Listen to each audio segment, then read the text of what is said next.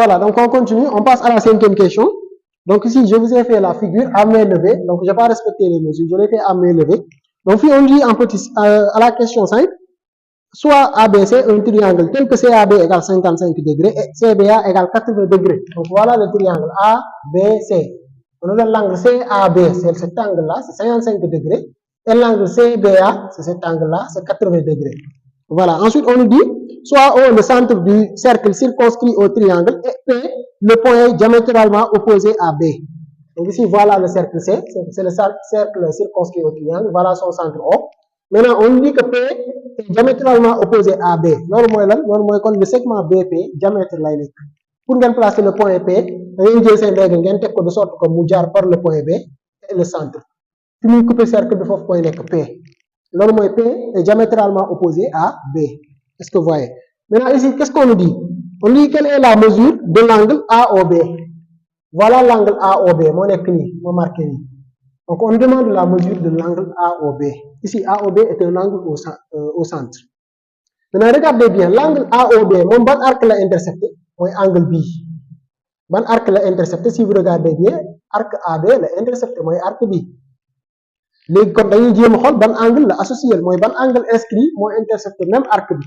Si vous regardez bien même arc bi ban angle moo ko intercepté, voilà l'angle, c'est l'angle ACB.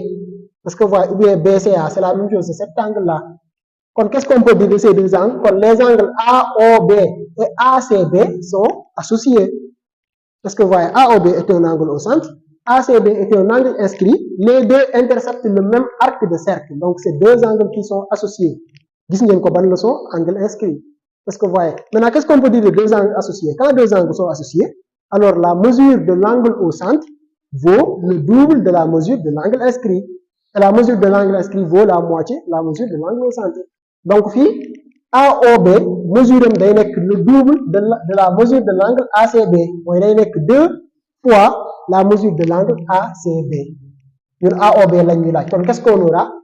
Donc, ici, on peut dire que AOB et ACB sont interceptés le même arc. Donc, on peut dire directement sont associés.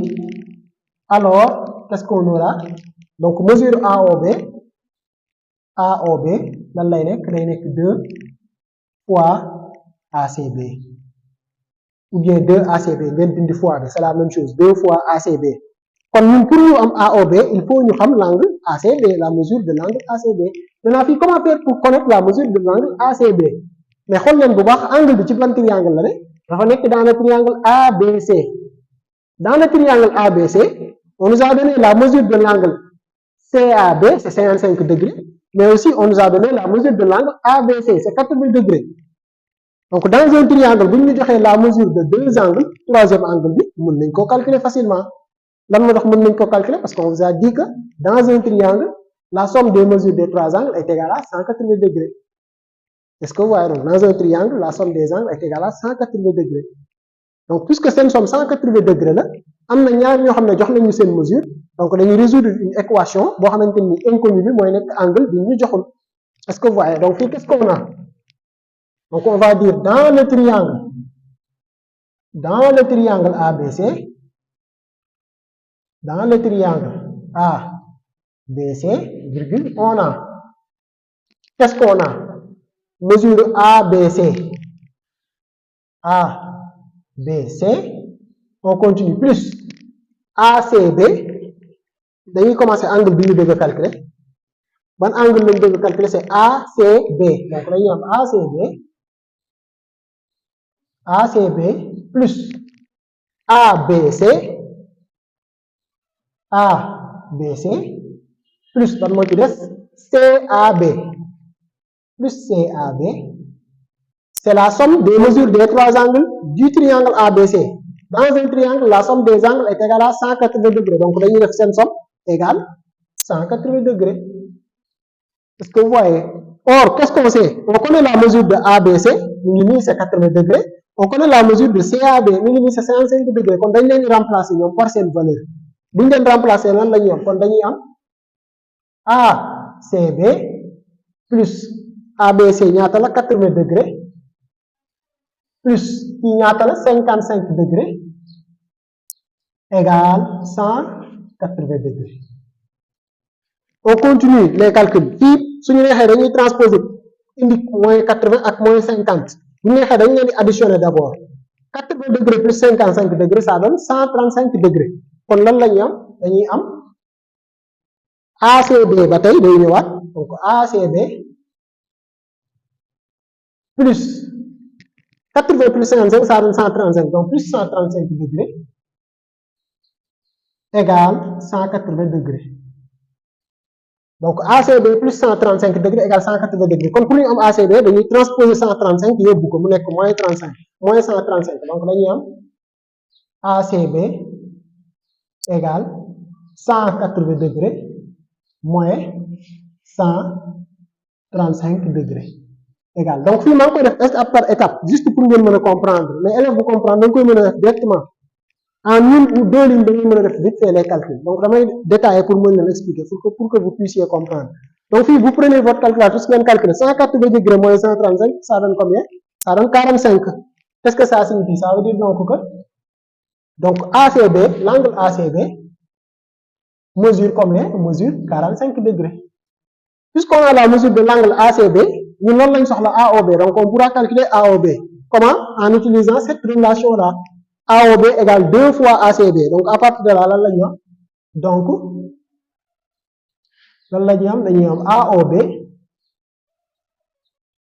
AOB angle égale 2 fois ACB 2 fois ACB ñaata la 45 degrés ñu remplacer ko 2 fois 45 ay ca vous calculez ça donne 90 degrés 90 degrés donc la mesure de l'angle AOB est égale à 90 degrés.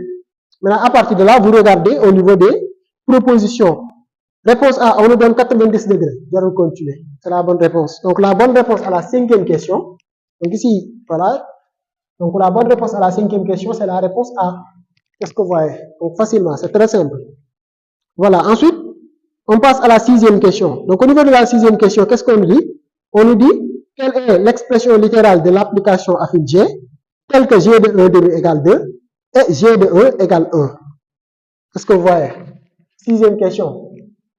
Donc, on demande l'expression littérale de l'application G telle que G de 1 demi égale 2 et G de 1 égale 1. Donc, puis on nous a donné les images de deux antécédents, de deux réels. Donc, G de 1 demi égale 2 et G de 1 égale 1. On nous demande l'expression littérale de l'application affine. Donc fii da ngeen xam d'abord lan mooy expression littérale application affine wala nan lay mel jàng ngeen ko ci application affine sûrement ñi def leçon bi ba pare donc une application affine expression littérale day nekk sous la forme AX plus B mën nañ ko tuddee f de x égale à x plus b mën nañ ko tuddee g comme dans notre cas g de x égale à x plus b wala h wala a de x ainsi de suite mais expression day nekk sous la forme ax plus b puisque puis g application affine la kon g expression littérale am day nekk g de x égale ax plus b léegi nag bu ñu nee expression littérale am nii lay nekk sous cette forme mais du ngeen def ni encadré dañuy chercher les réels a et b a moom la ñuy woowee le coefficient directeur gis ngeen ko pour ñu def leçon bi ba pare b moom la ñuy woowee l'ordonnée à l'origine wala la constante donc dañuy chercher la valeur de a chercher la valeur de b bu ñu ko amee ñu mën a établir l'expression littérale de cette application affine là est-ce que vous voyez maintenant nan lañ koy calculer étape par étape donc fii on a deux méthodes am nañ deux méthodes mën nañ utiliser la méthode des systèmes. Dans ce cas, dañuy utiliser G de 1 égale 2 ak G de 1 égale 1. Nan lañ koy appliquer puisque fii G de 1 demi égale 2 loolu lu muy signifier bu ñu leen nee G de 1 demi égale 2 mooy dañuy jël l'expression là G de x égale ax plus b fii 1 demi moo nekk ci biir parenthèse yi fii 1 demi moo x moo nekk ci parenthèse yi loolu lu muy signifier kon x mooy 1 demi mooy dañuy jël expression bi fu ñu gis x ñu remplacer ko par 1 demi.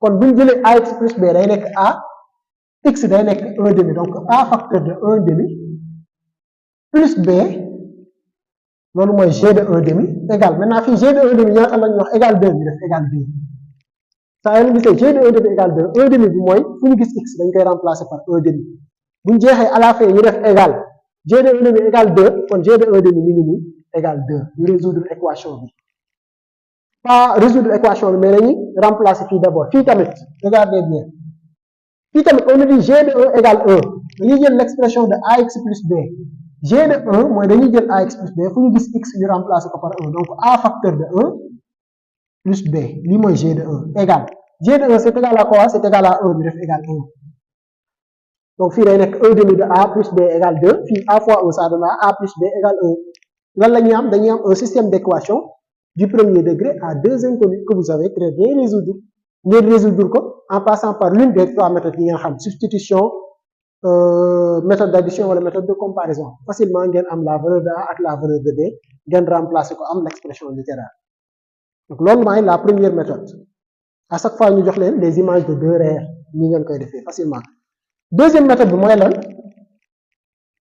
deuxième méthode bi nekk jaar par système mais le coefficient de l'application muy a dafa am formule buy permettre ñu calculer ko notamment bu fekkente ni am nañ les images de deux réels day am formule buy permettre ñu calculer ko par exemple bu fekkente ni application affine bi f la ñu am deux réels par exemple ñu jox ñu f de x1 ak f de x2 a bi buñ ban formule mooy ñu permettre ñu calculer ko ci cours bi nii lañ leen ko joxee mooy a égale f de x1 f de x1 moins f de x2 sur x1 moins x2 formule bi mooy permettre ñu calculer ko a égale f de x1 moins f de x2 sur x1 moins x2 x1 ak x2 day nekk ay réels yu ñu xam ñun fii nekkul a f mais g la lan lañ ñu jox g de 1 demi ak g de 1 kon a lan lañ koy calculer kon d'après cette formule là a lan lay nekk a day nekk a égale g de 1 demi g de 1 demi moins g de 1 sur f de x1 moins f de x2 sur x1 moins x2 donc x1 mooy parenthèse bi li fa nekk g de 1 demi moins g de 1 sur 1 demi moins 1 formule bi mooy permettre ñu calculer le coefficient donc g de 1 demi moins g de 1 sur 1 demi moins 1 g de nombre yi seen différence divisé par nombre yi ñoom ñu ne ci biir maintenant à partir de là ñu remplacer g de 1 demi am nañ ko c'est égal à 2 g de 1 aussi am nañ ko c'est égal à 1 ku nekk ñu remplacer la donc égal à lan lay nekk barre fractionnaire g de 1 demi ñaata la 2 dañ koy remplacer 2 moins bi mooy ñëwaat moins g de 1 ñaata la c'est égal à 1 moins 1 on remplace divisé par 1 demi moins 1 dañ koy calculer nan lañ koy calculer fii dañuy réduire au même dénominateur nan la ñuy réduire au même dénominateur facilement puisque dénominateur bi 2 la kon 1 bi dañ koy multiplier par 2 diviser ko par 2 dañ koy def ni fois 2 divisé par 2 xam nga buñ ko multiplier par 2 diviser ko par 2 mi ngi mel ni def ñu fa dara 1 fois 2 sur 2 ça donne 2 sur 2 pour ñu mën a am le dénominateur commun kon fii dañuy am 1 demi bi dañ koy tegaat 1 demi moins 1 bi day nekk 2 sur 2 dañ koy multiplier par 2 diviser ko par 2 fan la 2 bi jugee mooy 2 bi dénominateur commun bi la moo tax dañu fi bëgg am dénominateur commun moo tax faaw ñu multiplier ko par 2 diviser ko par 2 ñu ngi mel ni defuñu fi dara lan moo tax parce que 2 divisé par 2 mooy 1 bi ñu amoon ba tey changé wuñ dara am nañ dénominateur commun muy 2 mën nañoo léegi def différence su numérateur yi égal au numérateur 2 moins 1 lan lay joxe ça donne 1 au numérateur divisé par au dénominateur 1 demi moins 2 demi dañuy garder dénominateur commun bi 2 la ñu def différence su numérateur yi 1 moins 2 ça donne moins 1 moins 1 donc dénominateur bi moins 1 demi lay doon est-ce que vous voyez égal on continue les calculs on est toujours en train de calculer le coefficient de l'application le coefficient vecteur a 1 divisé par moins 1 demi on est en train de diviser par une fraction diviser par une fraction c'est multiplier par l'inverse diviser par une fraction c'est multiplier par l'inverse est-ce que vous voyez on est en train de diviser par quelle fraction moins 1 sur 2 l'inverse de moins 1 sur 2 dañ koy dëpp moins 2 sur 1 la kon fii dañuy tegaat numérateur bi muy 1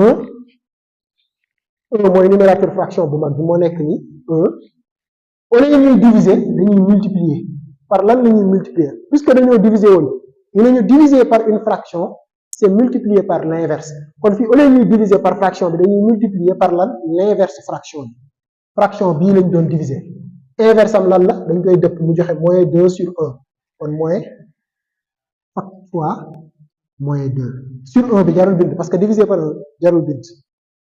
Est-ce que vous voyez lii la moins 1 demi inverse moins 1 demi dañ koy dëpp inverse am lan la moins 2 sur 1 lii mooy inverse am dañ koy dëpp.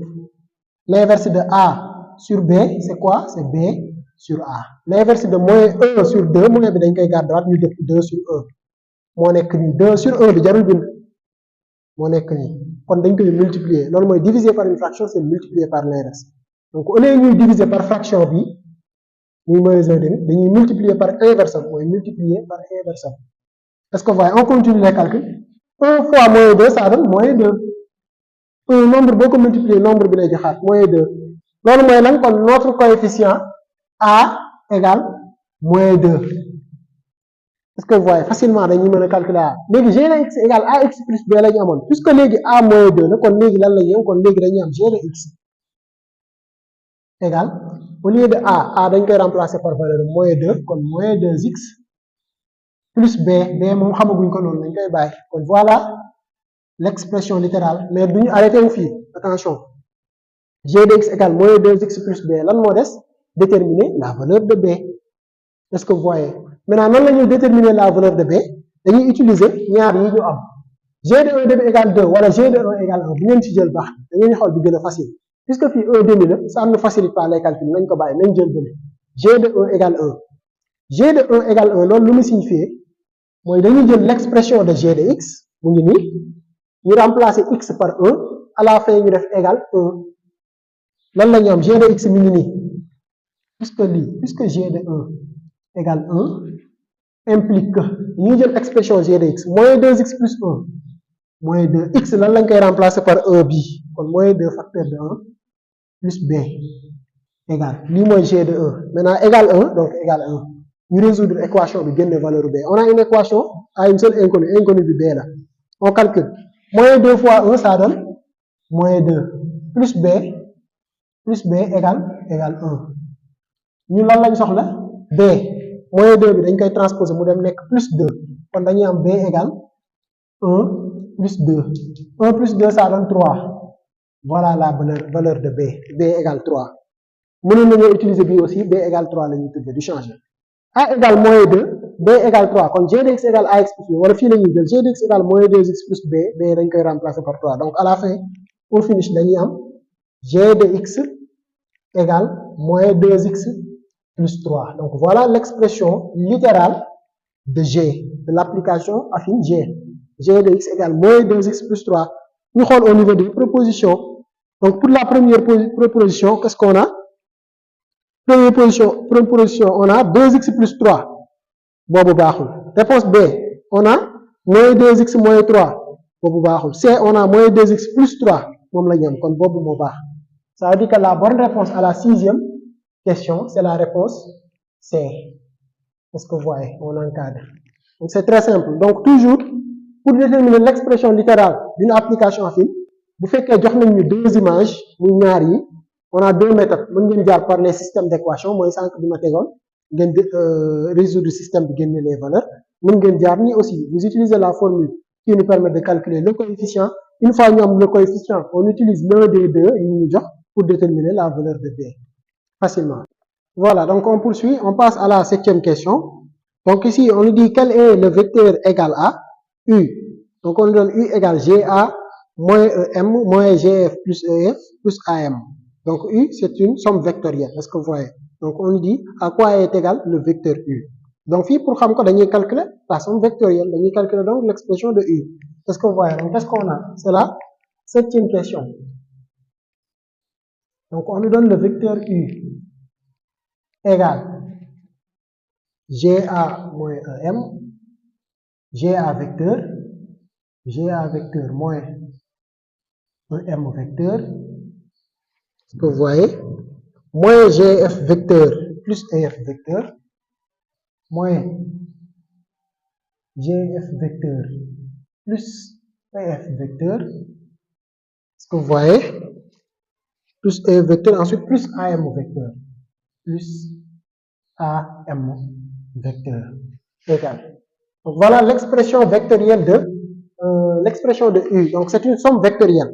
Maintenant on nous dit à quoi est égal le vecteur U. Donc fii dañ pour ñu xam ko dañuy calculer dañuy réduire donc l'expression vectorielle de U.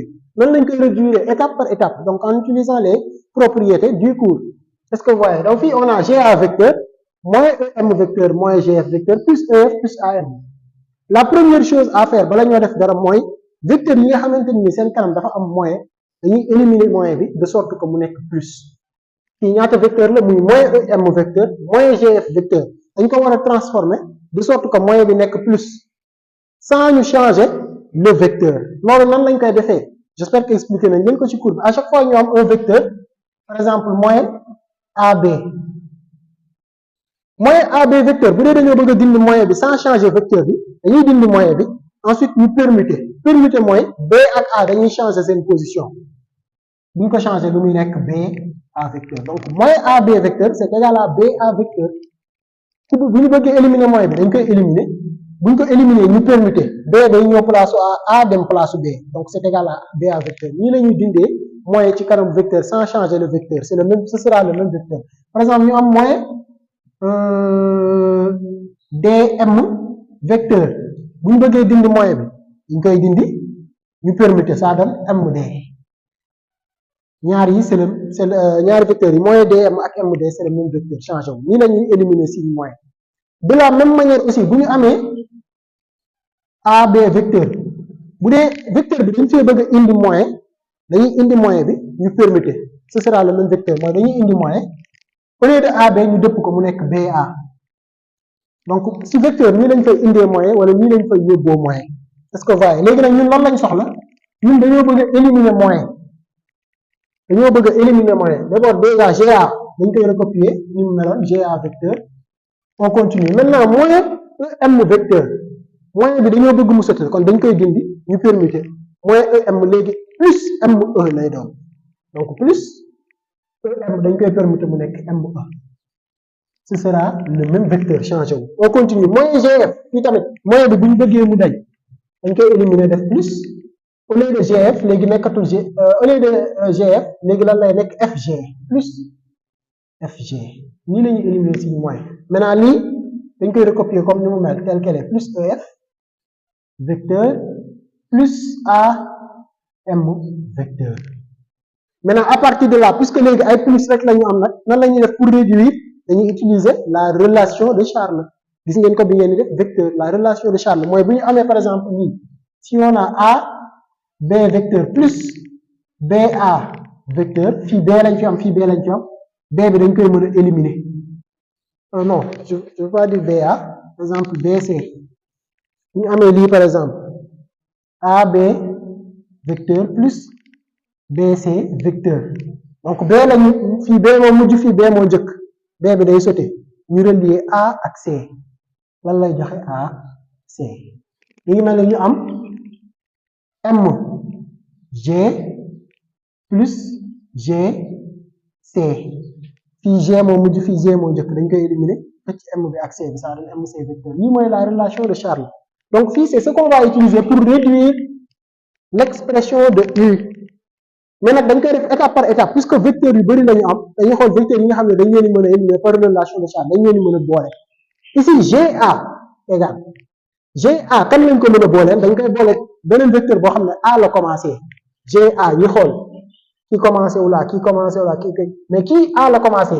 kon GA ak AM par relation de Charles dañ leen di mën a boole donc fii dañuy def parenthèse GA vecteur plus AM bi dañ koy indi AM vecteur vous savez que l'addition est commutative A plus B plus C égale C pour conjugatif baax na AM bi bu ñu neexee indi ko fii donc dañuy am GA plus AM parenthèse bu la neexee ngeen bañ ko def dama ko def juste pour différencier pour wan leen que ni dañ leen di boole par la relation de Charles parce que vous voyez GA plus AM on continue plus ME moom dañuy commencer par E ñu boole leen ME kan moo fi commencer par E EF kon ME ak EF dañ leen di boole donc plus ME vecteur plus EF vecteur je vous rappelle que les parenthèses mën nañ ko dindi du si dara dama ko def juste pour wan leen ñi ñuy boole ME plus EF GA dem na ME dem na EF ñëw na AM ñëw na kan moo si des FG moom amul ku ñu ko mën a booleel pour l'instant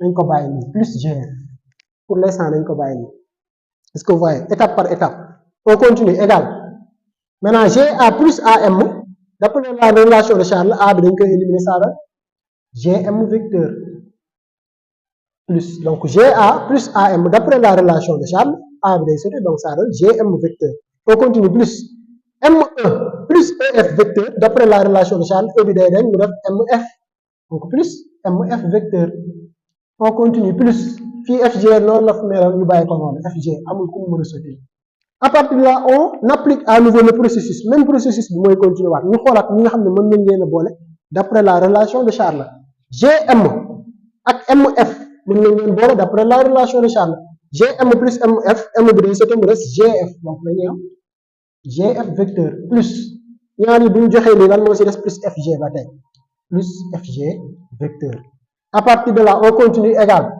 GF plus FG les F peuvent se sauter le point F du moins peut sauter lan mooy des GG vecteur GG vecteur donc à la fin GF plus FG d'après la relation de Charles F bi bu dañee GG vecteur moo fi des maintenant GG vecteur lan la c'est égal au vecteur nul toujours bu ñu amee un vecteur boo xamante ni même point bi la c'est égal au vecteur nul mi ngi mel ni ñu am voilà donc mi ngi mel ni ñu am AA vecteur ça c'est égal au vecteur nul BB vecteur CC wala ZZ vecteur donc toujours bu ñu amee un vecteur boo xam ne l'origine coïncide avec l'extrémité l'origine mooy premier point origine vecteur bi mooy premier point extrémité mooy deuxième point bi bu dee dañoo coïncider rek c'est égal au vecteur nul mooy bu dee c'est le même point c'est égal au vecteur nul toujours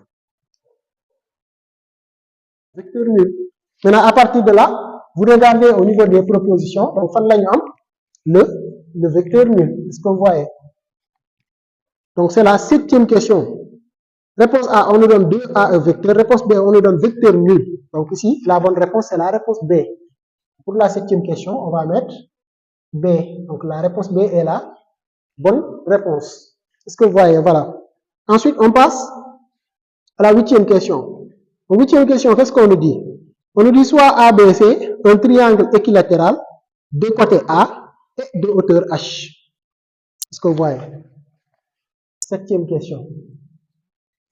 Donc, si je vais tracer la figure à main levée, c'est un triangle équilatéral. Ça veut dire que les trois côtés sont égaux. Voilà.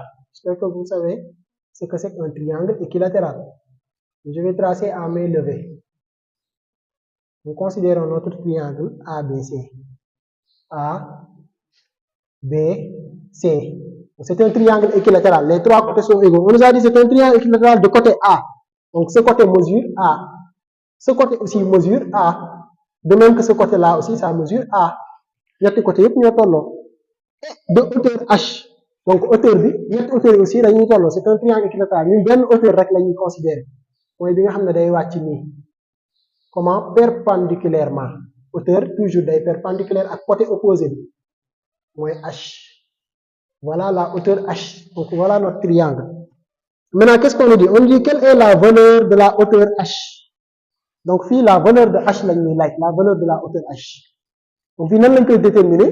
On va considérer, regardez bien, la hauteur H est perpendiculaire. Ça veut dire que fii on a deux triangles qui sont rectangles. On a le triangle AB. Par exemple, ce point-là, dama koy nommer A'. Donc A', c'est ce point-là. Si vous regardez bien, le triangle ABA', c'est un triangle rectangle. Là aussi, le triangle AA'C aussi, c'est un triangle rectangle.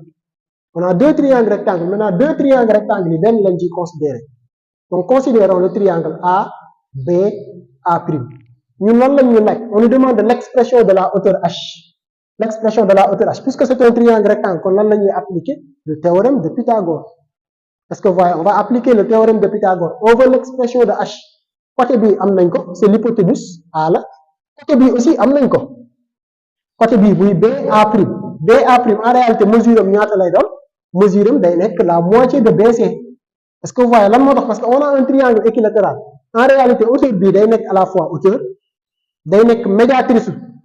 Segment B aussi, droite B, médiatrice. Droite B, segment B. Aussi bisectrice angle B. Est-ce que vous voyez? Bisectrice angle B, aussi médiane. Donc, dans un triangle équilatéral, nous avons la hauteur issue de sommet, elle occupe 4 fonctions.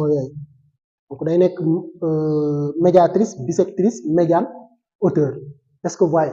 puisque médiatrice là, ça veut dire que ça passe par le milieu de BC, ça passe par le milieu du côté opposé. Donc la médiatrice, en réalité, c'est une droite qui est perpendiculaire au segment et qui passe par le milieu du segment. Donc si ça passe par le milieu, quand A' c'est le milieu de BC, ça veut dire que le côté BA' n'est que la moitié de BC. Parce que vous voyez, il n'est que la moitié de BC. BC mesure c'est A. C'est le côté du triangle équilatéral. Le côté c'est A. La mesure de BC c'est A. Quand la mesure de BA' n'est que la moitié, donc il n'est que A sur 2. Quand on a une mesure B, on va passer par le théorème de Pythagore. C'est très simple. Donc on va considérer quel triangle? A, B, A'. Donc on va dire dans le triangle ABA',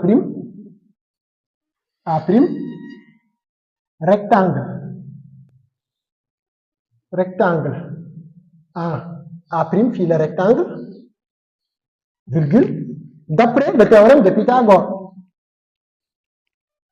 D'après le théorème, donc TH théorème de Pythagore.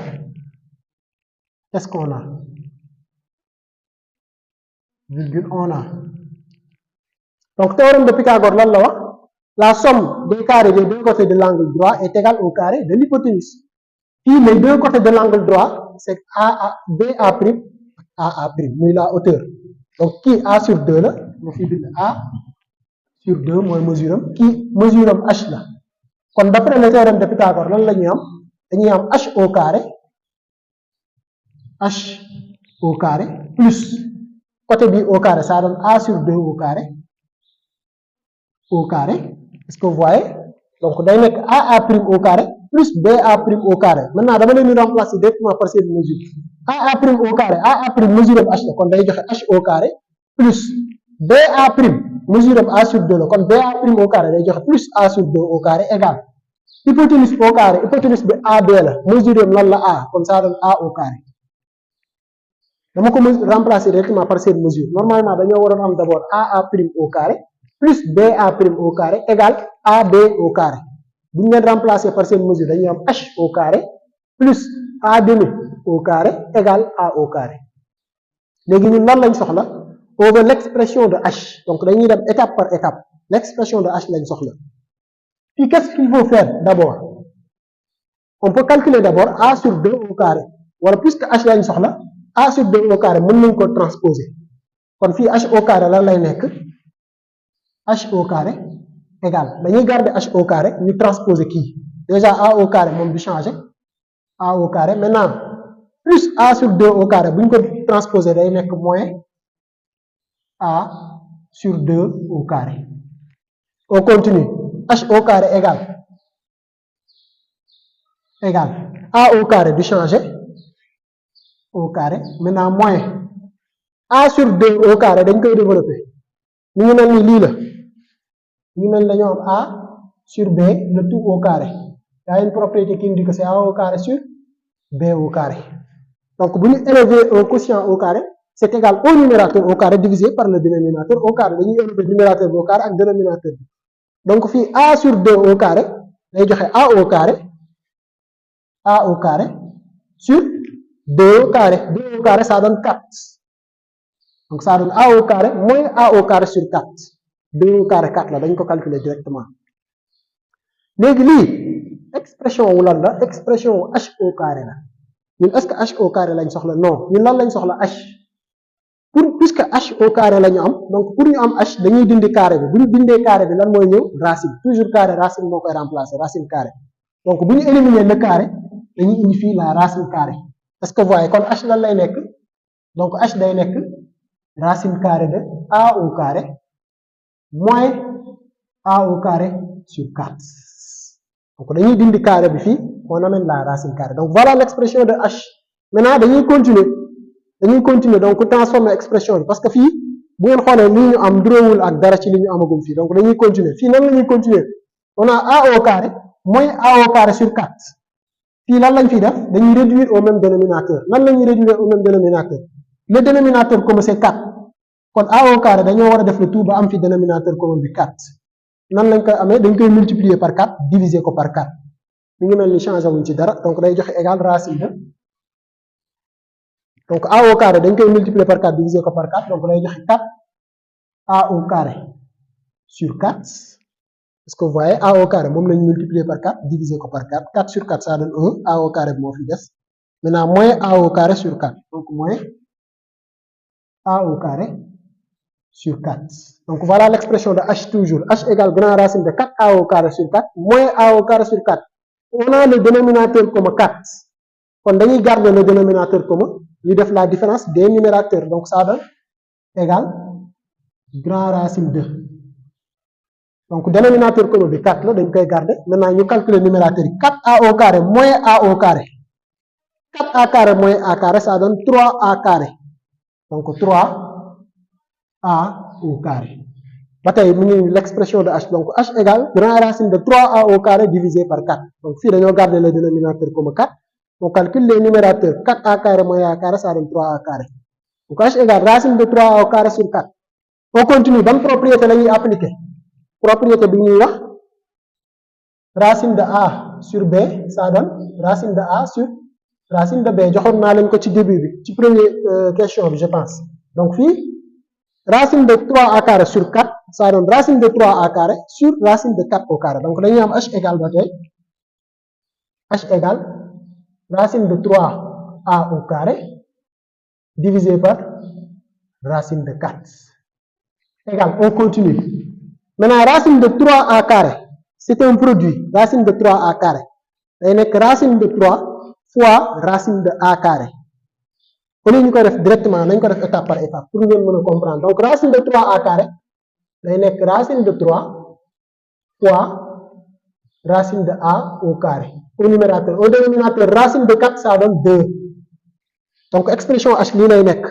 racine de 3 fois racine de a carré divisé par 2 maintenant à partir de là racine de a carré puis le carré est à l'intérieur de la racine lii la racine de a carré le carré est à l'intérieur de la racine normalement d'après la propriété lan la war a joxe la valeur absolue de a mais fii a regardez bien a lan la a c'est une distance regardez bien c'est la mesure du côté du triangle équilatéral c'est une distance or lan lañ xam ci distance on sait que une distance n'est jamais négative distance mënta négative toujours day positive kon fii racine de a au carré égale valeur absolue de a mën nañoo def égal a directement parce que dafa positif puisque valeur am dafa positif kon valeur absolue de a ça donne a bu doon dafa négatif valeur absolue de a ça donne moins a mais puisque a est une distance dafa positive une distance est toujours positive kon valeur absolue de a ça donne a loolu mooy lan kon racine de a au carré bien vrai que le carré est à l'intérieur de la racine mais ça donne directement a kon fii racine de a au carré bi a lay joxe bu joxee a racine de 3 fois a lan lay joxe ça donne a fois racine de 3 c'est la même chose divisé par 2 donc voilà la valeur finale de la hauteur h donc h égale a racine de 3 divisé par 2 donc racine de a au carré ça donne a fois racine de 3 ça donne a racine de 3 divisé par 2 est-ce que vous voyez donc voilà l'expression finale de h maintenant on regarde au niveau des propositions proposition a on nous donne a racine de 3 sur 2 jarul continuer kon boobu mooy bu baax ça veut dire que la bonne réponse à la septième question c'est la réponse A donc h égale a racine de 3 sur 2 donc bu dee li ma bind fee leerul ma bindatul leen ko fii expression bi lii la h égale a racine de 3 sur 2 a bi mën na nekk ci mën nañ ko génne ci barre fractionnelle comme mën nañ ko def fii comme ni ma ko def fii c'est la même chose donc voilà la bonne réponse c'est la réponse A pour la 8e classe. Donc on poursuit la correction. Donc on passe à l'avant-dernière question de l'exercice. Donc c'est la question 9. Ici on nous dit quel est l'ensemble des solutions dans R de l'inéquation 3 moins x facteur de 2x plus 3 supérieur strictement à 0. Donc voici l'inéquation. Donc on demande tout simplement de résoudre l'inéquation. Donc vous allez résoudre. À la fin, vous avez l'ensemble des solutions. Donc vous vérifier bonne solution au moins. Est-ce que vous voyez? Donc ici on vous demande de résoudre l'inéquation 3 moins x facteur de 2x plus 3 supérieur strictement à 0. Donc ici, on va passer par le tableau de signes. Donc on va établir le tableau de signes de cette expression-là. Maintenant, établir son tableau de signes. D'abord, on va commencer par chercher ce qu'on appelle les racines. donc les racines mooy ce sont les valeurs de x pour lesquelles l'expression s'annule mooy pour lesquelles l'expression est nulle puisque racine mooy valeur bi nga xamante ni wala valeur yi nga xamante ni expression bi day nul valeur x yi nga xam ne expression bi day nul donc pour ñu am ko nan la ñuy def dañuy poser expression bi mu nul dañuy poser expression bi égale 0 donc ici posons 3 moins x facteur de 2x plus 3 égale 0 donc lii rek la ñuy dindi remplacer ko par égal pour mën a génne les racines vous voyez maintenant ici qu'est-ce qu'on a on a ce qu'on appelle une équation produit gis ngeen ko bi ngeen def équation une équation nan lañ koy résoudre une équation est nulle ou bien je veux dire un produit est nul si au moins l'un de ses facteurs est nul donc a fois b égale 0 si et seulement si a égale 0 ou b égale 0 donc fii 3 moins x facteur de 2x plus 3 égale 0 c'est un produit de deux facteurs premier facteur baa ngi nii deuxième facteur baa ngi nii donc équivaut à 3 moins x égale 0 ou bien 2x plus 3 égale 0 ku nekk ñu résoudre la séparément fii 3 moins x égale 0 bu leen neexee da ngeen di transposer 3 bi garder moins x avec après ngeen diviser mais li gën a yomb mooy puisque fii moins x lañu am te ñun x lañ soxla donc moins x bi la ñuy jël yóbbu ko bu ñu ko yóbbee fii day nekk x directement dañuy am x égale 3 vous voyez ou bien fii on a 2x plus 3 égale 0 dañuy transposer 3 bi dañuy am 2x égale moins 3 kon x day nekk moins 3 demi donc les racines de l'expression lan la 3 la ak moins 3 demi mooy si x égale 3 alors expression bi day nul si x égale moins 3 demi tamit expression bi day nul maintenant à partir de là on a les racines donc on va établir le tableau de signe donc tableau de signe bi moo nekk nii donc fii lan lañ fi def les racines d'abord moyen l'infini plus l'infini moyen l'infini la ñuy commencer on place les racines suivant l'ordre croissant ki gën a tuuti ba ki gën a mag du plus petit au plus grand ici les racines sont 3 et moins 3 demi ñoom ñaar ku gën a tuuti le nombre négatif moins 3 demi donc moins 3 demi d'abord ensuite 3 jeex nañu doog a teg plus l'infini maintenant fii lan lañ fiy def fii on va mettre les expressions yi nga xam ne ñoo indi racine donc bépp expression boo xam ne racine dafa jóge ci yow rek dañ la fiy teg d'abord balaa ba à la fin ñu doog a teg expression wu produit bi donc fii x égale 3 racine la ci ban expression la jógee ci kii dañ koy teg 3 moins x moins 2 3 demi aussi racine la ci kan la jógee ci expression bi muy 2x plus 3 dañ koy teg ñu doog a teg nag expression wu inéquation bi mooy lii ba tey mooy x moins 3 moins x facteur de 2x plus 3 maintenant à partir de là nan la ñuy def pour génne les signes comme niñ leen ko jàngalee ci leçon bi par exemple pour la première expression 3 moins x moom ana racine am 3 la ñu def fi 0 à partir de là nan la ñuy def dañuy dem xool le coefficient de x bu dee dafa positif alors à droite de 0 ay plus lañ fay def à gauche de 0 ay moins lañ fay def bu fekkee coefficient x dafa positif à droite de 0 bii plus lañ fi def à gauche ay moins lañ fay def bu fekkee nag le coefficient de x dafa négatif contraire bi la ñuy def mooy à droite ay moins lañ fi def à gauche ay plus c'est aussi simple que ça léegi ñu dem xool le coefficient de x ici on a 3 moins x le coefficient de x mooy li ñu multiplier par x fii coefficient x lan la c'est moins 1 3 moins x en réalité le coefficient de x c'est moins 1 mooy coefficient moins 1 dafa négatif kon lan la ñuy def on va mettre moins à droite de 0 et plus à gauche donc fii moins lañ fi def fii plus fépp à gauche plus bu desoon tam ay plus la ñuy def fii tam bu desoon ay moins la ñuy def donc moins à droite plus à gauche lan moo tax parce que le coefficient de x est négatif moins 1 la ñu dem on va appliquer le même processus 2x plus 3 racine am lan la moins 3 demi ñu def fi 0 ñu dem xool le coefficient de x ici on a 2x plus 3 le coefficient de x c'est 2 la ñu multiplier par x donc 2 mooy coefficient x 2 dafa lan dafa positif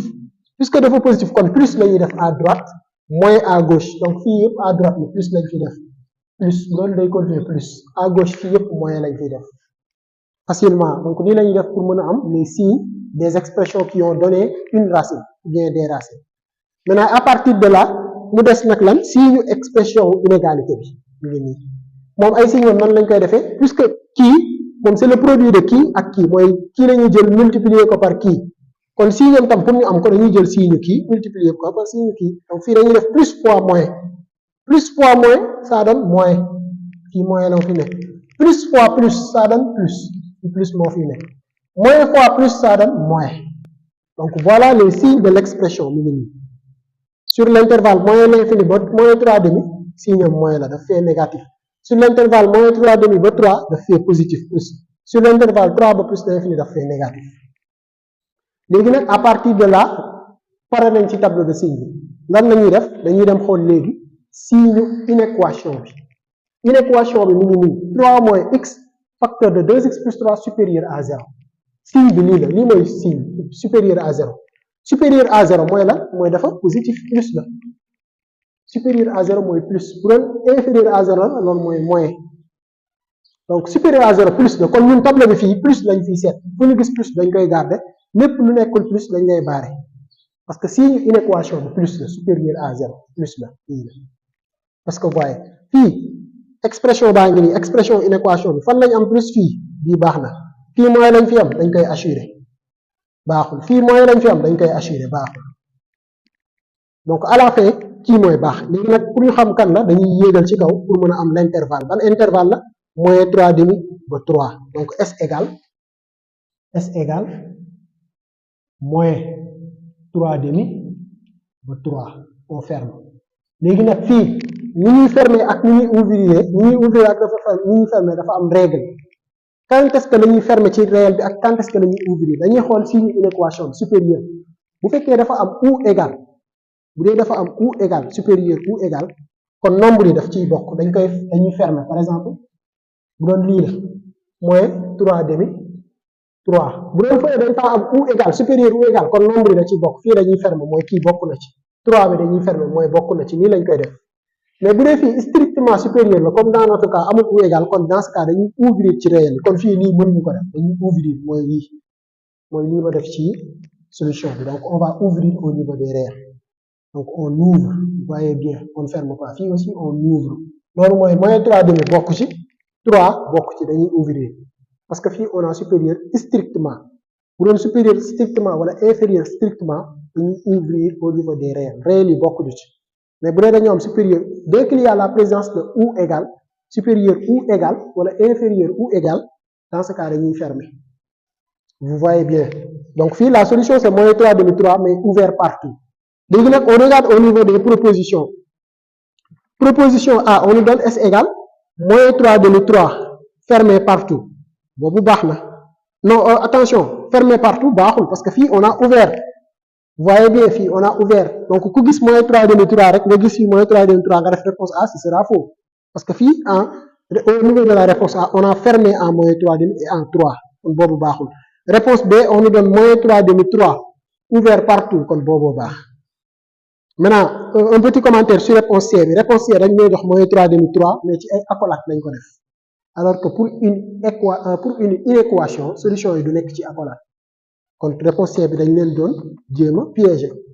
donc kan la ñuy am solution boo xam ne ci accolade lay ne solution wu équation bu dee dañoo am équation solution yi ci accolade lay ne lii mooy accolade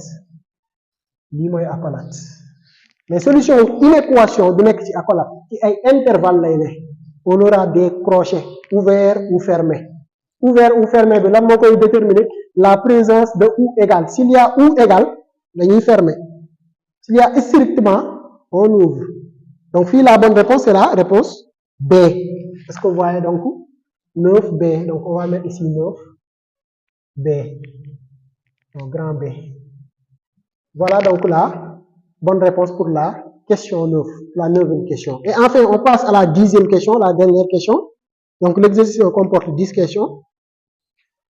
Donc ici, on nous dit soit ABC un triangle inscrit dans un cercle. Donc voilà le triangle. Donc figure on va faire à main levée.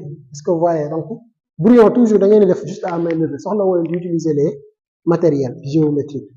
Donc on a le triangle ABC qui est inscrit dans un cercle. On a le cercle de la mec. Est-ce que vous voyez? Ensuite, qu'est-ce qu'on nous dit? Le centre O, donc voilà le centre, tel que OAC égale 55 degrés. Voilà l'angle OAC. OAC, 55 degrés. ABC moins triangle, O moins centre. OAC égale 55 degrés. Maintenant, qu'est-ce qu'on nous dit? On nous dit quelle est la mesure de l'angle ABC. La mesure de l'angle ABC, moi angle de ABC. Angle B moins angle ABC. Nan la ñuy def pour déterminer ko. Là aussi c'est très simple. Puis aussi ça concerne quelle leçon? Angle inscrit. Si on regarde bien, ABC est un angle qui est inscrit, qui intercepte l'arc AC. kon ban angle au centre la associé si vous regardez bien c'est l'angle AOC. AOC arc AC la intercepté mais ABC aussi arc AC la intercepté donc AOC moom nekk angle au centre moo nekk ni angle au centre ABC nekk angle inscrit ñoom ñaar ils interceptent le même arc AC donc ces deux angles qui sont associés puisque deux angles associés la kon ABC mesure am lan lay nekk la mesure de l'angle AOC divisé par 2 attention pas multiplié par 2 mais divisé par 2 bu doon kii lañ soxla mesure angle au centre bi day nekk mesure angle inscrit bi fois 2 fois mesure angle inscrit bi c'est la même chose mais bu dee mesure angle inscrit bi lañ soxla day nekk mesure angle au centre bi divisé par 2 ngeen xoolee kii moo ëpp kii donc kii moo ëpp donc dañuy jël mesure am divisé par 2 est-ce que vous voyez donc c'est la 10e question donc fii jarul mooy bind phrase puisque ABC et AOC sont associés donc dañuy am lan dañuy am ABC je vais mettre ça ici comme ça après on va mettre la bonne réponse ici dañuy am ABC égale AOC divisé par 2 kon pour ñu am ABC il faudra que ñu chercher AOC maintenant nan la ñuy chercher l'angle AOC regardez bien ici on va considérer le triangle AOC le triangle AOC benn mesure angle lañ ñu fa jox muy mesure angle OAC 55 degrés mais mesure angle bi nekk fii aussi dañ koy xam en réalité mesure angle bi nekk fii ñaata la war a mesurer 55 degrés aussi nan lañ ko xamee c'est très simple regardez bien quelle est la nature du triangle AOC si vous regardez bien AOC est un triangle qui est isocèle c'est un triangle isocèle lan moo tax un triangle isocèle c'est un triangle qui a deux côtés égaux deux angles égaux aussi mais fii si vous regardez bien O est le centre du cercle OA lan la moom OA c'est le rayon du cercle mais OC aussi c'est le rayon du cercle puisque OA c'est le rayon du cercle OC aussi c'est le rayon du cercle kon OA égale OC puisque OA ak OC dañoo tolloo kon le triangle AOC est isocèle en O c'est très simple maintenant puisque c'est un triangle isocèle kon les deux angles de base dañuy tolloo parce que triangle isocèle deux côtés égaux lay am mais aussi deux angles kon fii ñett angle ñooy tolloo l'angle OAC mooy bii ak l'angle OCA est-ce que vous voyez donc fii qu'est-ce qu'on va dire on va dire que puisque OA égale OC égale R donc fii OA égale OC égale R avec R le rayon puisque OA égale OC égale R alors c'est deux côtés égaux alors le triangle AOC est isocèle en O. C'est un triangle isocèle parce qu'il a deux côtés égaux. Maintenant, puisque c'est un triangle isocèle, alors qu'est-ce qu'on aura? Donc, les deux angles de base sont égaux. Donc, OAC angle mooy bi égale OCA angle égale OCA angle égale combien 55 degrés jox nañ ñu ko 55 degrés donc ñaari angle yi dañuy tolloo léegi ñun lan lañ soxla ABC égale AOC sur 2 ñun AOC lañ soxla mooy AOC puisque ci triangle bi AOC am nañ angle bi am nañ angle bi kon mën nañ calculer AOC mooy ni ñu defoon ci question précédente bi sànq li ñu amoon ci angle inscrit donc dañuy utiliser le fait que dans un triangle la somme des angles est égale à 180 degrés est-ce que vous voyez donc fii qu'est-ce qu'on va dire donc dans le triangle AOC on a qu'est-ce qu'on a donc la mesure de l'angle AOC donc AOC angle plus OAC angle plus OCA angle égale c'est la mesure des trois angles du triangle donc égale 180 degrés égale 180 degrés kii xam nañ ko ñoom ñaar ku ci nekk 55 la ñu remplacer leen par seen valeur donc dañuy am lan donc dañuy am AOC angle plus kii 55 degrés la plus 55 degrés égale 180 degrés ñu calculer 55 plus 55 degrés ça donne 110 degrés dañ koy def directement 55 plus 55 ça donne 110 degrés kon AOC day nekk 180 degré 110 bi dañ koy transposer mu nekk moins 110 kon dañuy am AOC égale 180 degré moins 110 degré parce que vous voyez 55 plus 55 110 dañ koy transposer kon dañuy am AOC égale 180 moins 110 degré parce que vous voyez vous calculez 180 degré moins 110 degré ça donne 70 degré kon lan la ñu am AOC égale 70 degré AOC am nañ ko ñun ABC lañ soxla kon ABC lan lay nekk donc bien implique que kon mesure ABC puisque ABC dañoo amoon égal AOC divisé par 2 kon day nekk 70 divisé par 2 70 divisé par 2 ça donne 35 degrés donc voilà la mesure de l'angle ABC c'est égal à 35 degrés vous voyez maintenant parmi 35 degrés maintenant parmi les propositions A, on nous donne 55, B, on nous donne 110, C, on nous donne 35. Donc, bonne réponse, c'est la réponse C. Donc, la bonne réponse à la 10e question, c'est la réponse C. Est-ce que vous voyez? Donc, comme je vous ai dit, donc les QCM, toujours de BFM. Donc, pratiquement, épreuve du moudi, exercice QCM, on vous donne un tableau avec des questions et pour chaque question, plusieurs réponses. On vous demande de choisir la bonne réponse. Facilement, pour mieux choisir la bonne réponse, li ngeen njëkk a def d'abord mooy déterminer question bi ban cours lay intervenir des racines carrées la ngeen dem xool ji les propriétés de racines carrées ngeen génne propriétés ngeen am yëpp vous les utilisez facilement vous allez pouvoir trouver la bonne réponse sans difficulté.